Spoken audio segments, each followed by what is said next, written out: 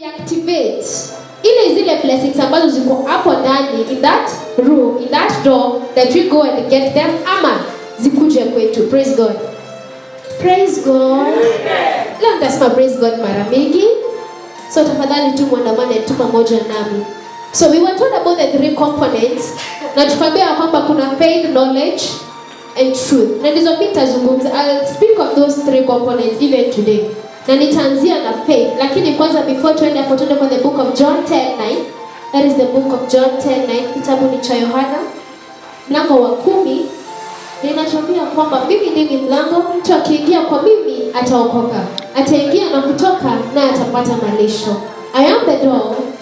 By me, if any man enter in, he shall be saved, and shall go in and out and find pasture. Praise God. Praise God again. So it means that Jesus Christ, who is the door, if we are to go through him, if we are to enter through that door, and then we come out, lazima tutapata pasture. John 10:9. Kitabu ni cha Yohana mlango wake ni wa 10, mstari ni wa 9. The book of John, chapter number 10, verse number 9. It says, I am the door. If any man enter in, he shall be saved. So wakati kuna ule mlango ambao umefunguliwa, wakati umeingia katika mlango huo, there is the gift of being saved. Kuna ile kipawa ambacho unapata ambacho ni cha kuokoka. And shall go in and out. Kwa hivyo utaingia na utatoka na utapata malisho. The book of Psalms nasemanga that those who trust in the Lord shall be placed in green pastures. So wakati Mungu anatuweka katika malisho yake, it means that we have reached the place of satisfaction. The place where ambao hatutateseka. So I'll start with the component of faith on how to activate the open doors. Kumbuka tushafungua milango, so we are only activating them. That is faith, which is tunaenda kitabu cha Hebrews 11:6.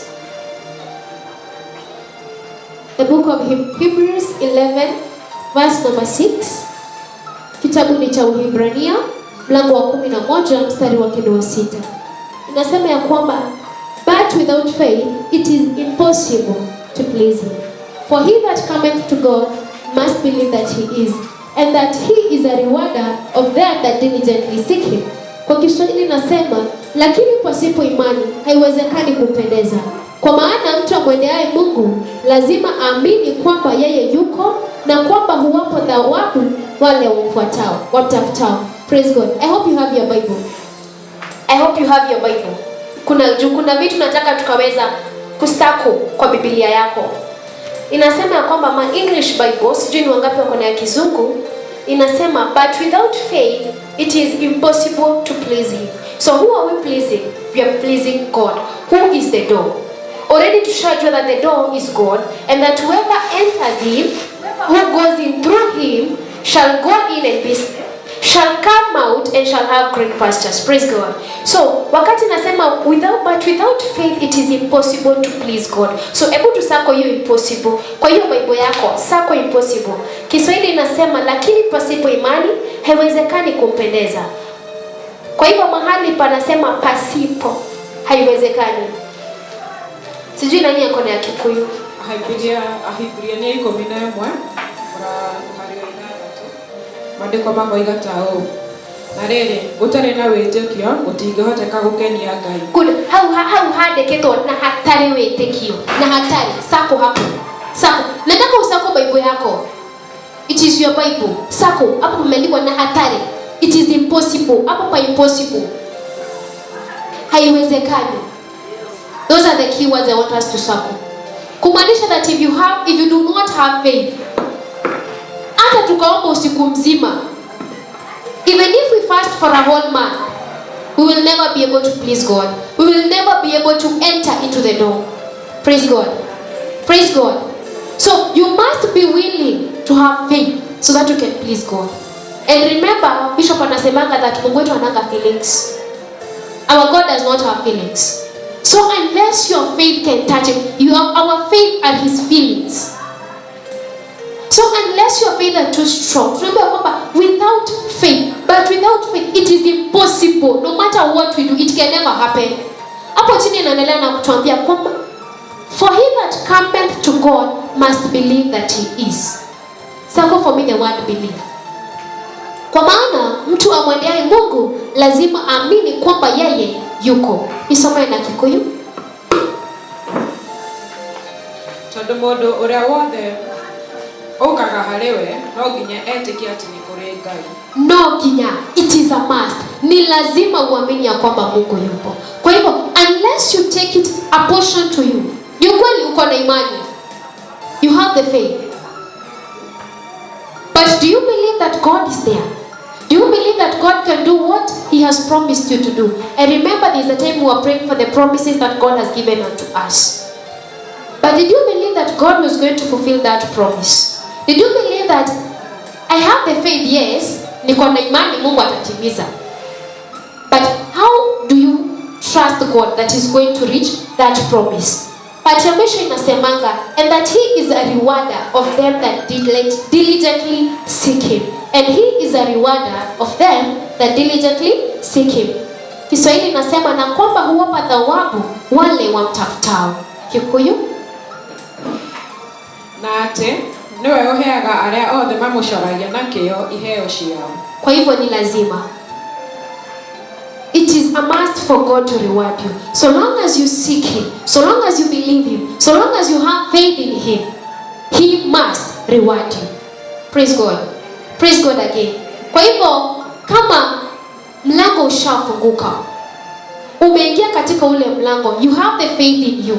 You believe that God has already opened the door and you're going to get what you deserve. Wakati umeingia na kutoka mahali pale, ni lazima Mungu atakupatia malisho yako. It is a must that God will bring the pastures that you deserve. Praise God. Praise God again. Kwa hivyo kuwa na faith ni lazima kwa ule mlango ambao umefunguliwa. Mlango unaweza kuwa umefunguka. By the way, the doors are open. Si tuliambiwa milango imefunguliwa, lakini bado hatujaweza kuingia in those doors. Because we lack the faith, the belief in God. We lack to believe that God must reward us. We think that it is not a must. At lazima we pray to God that God can reward us. Hapana.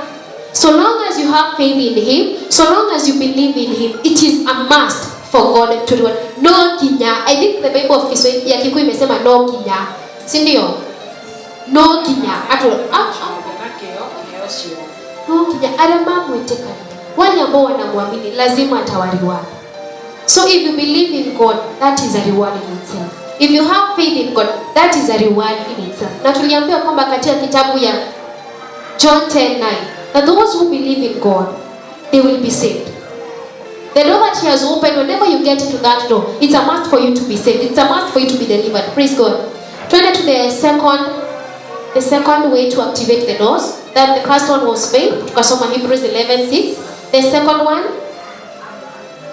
ni knowledge.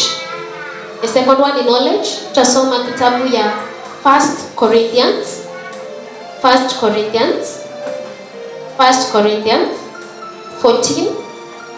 1 Corinthians 14. The book of 1 Corinthians, chapter number 14, verse number 14. Imesema ya kwamba the second component to activate the open doors is knowledge. Inasema ya kwamba, for if I pray in a known tongue, my spirit pray, but my understanding is unfruitful. What is it then? Understanding also. I will sing with the spirit, and I will sing with the understanding also. Else, when thou shalt bless with the spirit, how shall he that occupieth the room of the unlearned say amen? At thy giving of thanks, seeing he understandeth not what thou sayest. Nasoma na Kiswahili, kitabu ni cha Wakorintho wa kwanza, mlango ni wa 14 mstari wa 14. Maana nikiomba kwa lugha, roho yangu huomba, lakini akili zangu hazina matunda. Imekuwaje basi? Nitaomba kwa roho, tena nitaomba kwa akili pia. Nitaimba kwa roho, tena nitaimba kwa akili pia.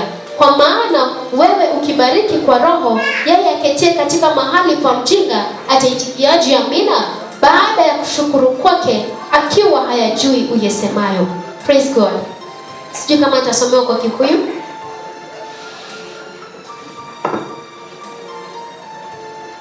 Ni 1 Corinthians 14. Nĩ ũndũ rĩ, ingĩkorwo ndĩrahoya ngĩthiomaga, roho wakwa nĩguo ũrahoya no meciria makwa matirĩ na maciaro. Nĩ ũndũ ũcio rĩ ngũgĩka atĩa? Niĩ ndĩrĩhoyaga Ngai na roho wakwa na ningĩ hoyage na meciria makwa, ona kũina ndĩrainaga na roho wakwa na ningĩ nyinage na meciria makwa onamo. Ningĩ rĩ ũngĩkorwo ũkĩgoca Ngai na roho waku tu rĩ, mũndũ wa arĩa marĩ gatagatĩ-inĩ kanyu ũtarataũkĩrwo angĩkiuga ameni atĩa mahoya-inĩ maku na gũcokia ngatho kuona atĩ ndaramenya ũrĩa ũroiga. Praise God. Praise God again. So we need knowledge to be able to acquire, to be able to activate the law. Kwa sababu wakati tunasema ya kwamba ninaomba kwa lugha, lakini mimi mwenyewe mafikira yangu yenyewe hayaelewi kile ambacho ninasema. Ninaimba katika roho, lakini mafikira yangu yenyewe hayaelewi kile ambacho ninaomba. So what will happen to the person who is between us? Yes, you're singing in the spirit. You are in the spirit. But what about those who have not reached the level of going to the spirit? Watafanywa nini? Ndio maana verse 16 nasema, kwa maana wewe ukibariki kwa roho, yeye aketie katika mahali pa mjinga ataitikiaje amina? So you have activated the door in the spirit, but physically hujaiactivate. So how will the physical man receive what has been opened? Remember that knowledge. Okay, we receive the knowledge of the spirit and the knowledge of the earth about your understanding. So wakati umepokea hiyo wisdom na knowledge, when you see, that is why anasema verse 15, ni Paul anasema that what is it then? I will pray with the spirit and I will pray with understanding also. Ya kwamba wakati nitaomba, hata kama nitaomba kwa lugha, hata kama nitaomba kwa ndimi, nitahakikisha ya kwamba hata mwili wangu mwenyewe unahisi kile ambacho ninaomba. Hata kama ninaingia mlango nikiwa katika nchi ya kiroho, hata kimwili I'm moving to another dimension. Because Bishop anasema kwamba wakati you moved in the spirit, you must also move physically. But some of us, we have reached at a point where we are growing spiritually, but tukiangalia in our physical world, we are still at the same place. We are still dominant. Hatujasonga hata kidogo. Na ndio kwa maana unapata ya kwamba mtu anasema mimi ninaomba, nimefunga, lakini bado my doors are closed. The doors are not closed. Because the spiritual doors are open, but the physical doors are closed. Remember that as we are praying for the kingdom of God, wakati tunaomba kuhusu the kingdom of God, kitabu cha Romans 14:17 inasema ya kwamba the kingdom of God is righteousness, joy and peace. And those are not physical. They're not spiritual, they are physical. Peace ni ya mwili, joy ni ya mwili, righteousness ni ya mwili. Hakuna kitu ya kiroho hapo. But for us to be able to reach into the spiritual realm, we must have the three. Kumaanisha that the physical and the spiritual lazima ziambatane. So huwezi sema ya kwamba nimebarikiwa kiroho lakini sijabarikiwa kimwili, kama vile ambavyo ninapenda kusema nimeona ndani sijaona nje. Hakuna kitu kama hiyo. Biologically speaking, hakuna kitu kama hiyo. Huwezi naona ndani. So you cannot be rich in the spiritual, but wakati tumekuja physical, hakuna improvement. That does not work in the kingdom of God. Our Jesus Christ died so that he may carry the poverty away from our lives. Praise God. Praise God again. Turn to Matthew 6:33. Remember that when you pray, you must pray with understanding. You must pray so that whenever you have entered into the physical, in the spiritual realm, ukapokea kile ambacho katika ulimwengu wa kiroho, umehakikisha imekuja katika ulimwengu wa kimwili. Ndio kwa maana Mathayo 6:33 inasema ya kwamba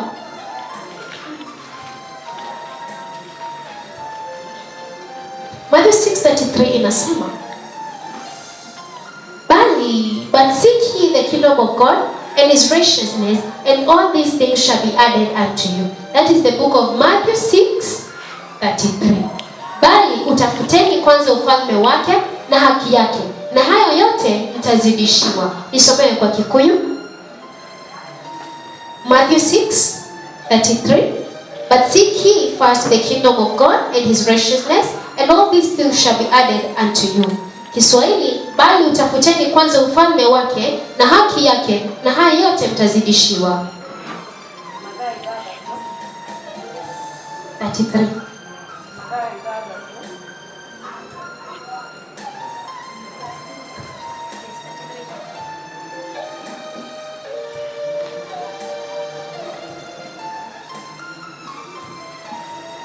Mathayo 6 mũhari wa 33. No ambai mũcarie ũthamaki wake na ũthingu wake, na maũndũ maya mangĩ mothe onamo nĩarĩmũheaga. Thank you. Kwa hiyo ile wakati ambao tumekubali kutafuta ufalme wa Mungu, na tumesema ufalme wa Mungu ni utakatifu, furaha na amani. So wakati uko na hizo vitu vitatu, already you have the kingdom of God in you. So what if you have the three in you, why does God not bless you? Why is not God opening the doors in your life? Tumeambiwa kwamba first ye seek the kingdom of God first and his righteousness, and all these things shall be added unto you. So we must first seek God for us to be added the things of this world. Praise God. Ndio kwa maana hapo katika kitabu cha 1 Corinthians 14:16 nasema kwamba we must have understanding and knowledge, because if we do not have it, tumeipokea spiritually lakini physically hatuna. Kwa hivyo kwa nini tunasema amen? We already have it spiritually, but physically it has not been activated. So we must have the knowledge to know that I must have the kingdom of God first, so that I can be able to acquire the physical things. So you cannot grow spiritually and physically you are lagging behind. Lazima ziandamane zote mbili. Praise God. Praise God again. Nitaenda kwa ya 3 ambapo tutasoma kitabu cha Proverbs 13:12. Methali 13:12.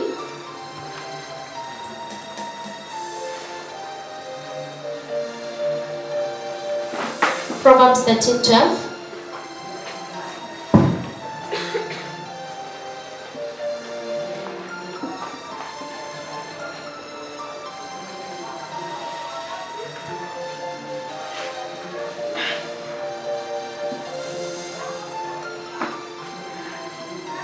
Sorry, Proverbs 6.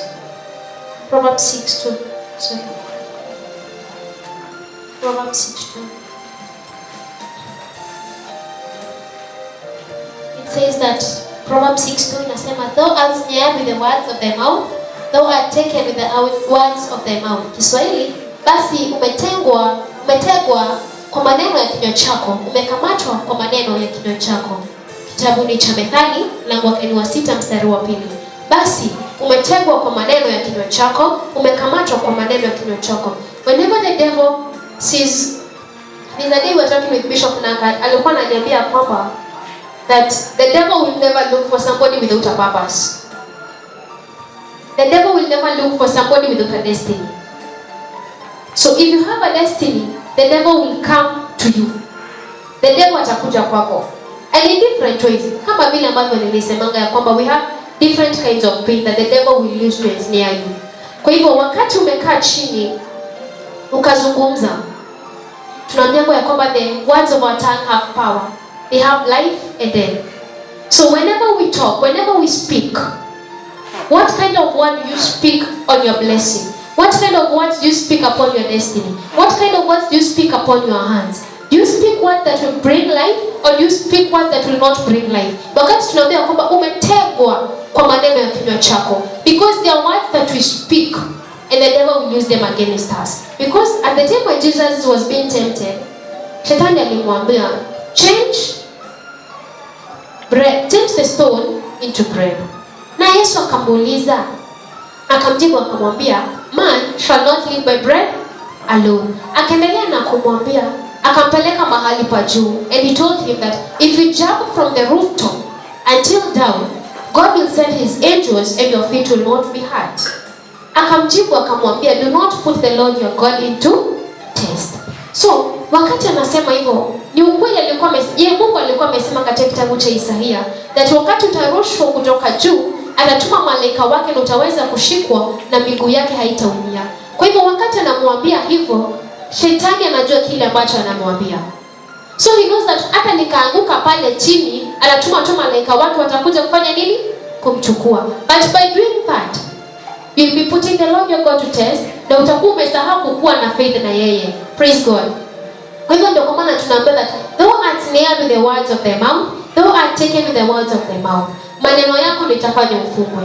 Maneno yako ndio itafanya usibarikiwe. Maneno yako ndio itafanya ule mlango ambao umefunguliwa usiingie katika mlango huo. Juu inaendelea na kusema ya kwamba that Habakkuk 2:2 inasema that right adeka kioneki yaku na demonene, thank you. Adeka kioneki yaku na demonene. So that even though, and you put it at the city gate, so that even those who are coming to enter, those who are at that gate, wataona ya kwamba that your word, the word that God has promised you ziko hapo, kwa sababu haitakaa na itakuja kutimia. But your words, hata ukiwa umeandika na namba kubwa, your words can make that blessing not come into fruition. Your words can make that blessing ilikuwa mbali ikaribie. Praise God again. Praise God. So it is good to elewa ya kwamba bila imani we cannot please God, and without knowledge we will always do the wrong thing. And if we do not take care of the words of our own mouth, tutaishi kurudia kitu moja na kingine. Praise God. Be blessed and have a nice day.